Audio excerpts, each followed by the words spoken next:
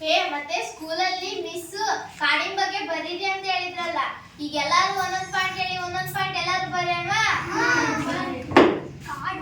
ಕಾಡು ಔಷಧೀಯ ಸಸ್ಯಗಳನ್ನು ನೀಡುತ್ತದೆ.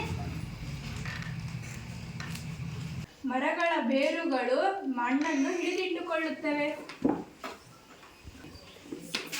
ಭೂಮಿಯ ತಾಪಮಾನವನ್ನು ಕಡಿಮೆ ಮಾಡುತ್ತದೆ.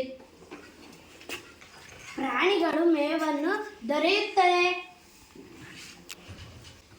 ಕಾಡು ಪ್ರಾಣಿ ಪಕ್ಷಿಗಳಿಗೆ ಆವಾಸವಾಗಿದೆ. ಕಾಡು ನಮಗೆ ಬೇಕಾದ ಆಕ್ಸಿಜನ್ ನೀಡುತ್ತದೆ.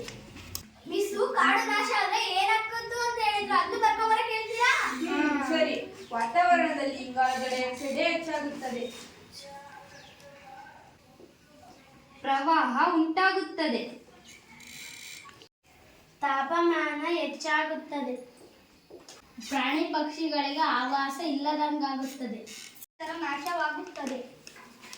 ಮರಗಳಿಲ್ಲದೆ ಮಣ್ಣನ್ನು ಹಿಡಿದಿಟ್ಟುಕೊಳ್ಳದೆ ಭೂಮಿಯಲ್ಲಿ ಪ್ರವಾಹ ಉಂಟಾಗುತ್ತದೆ.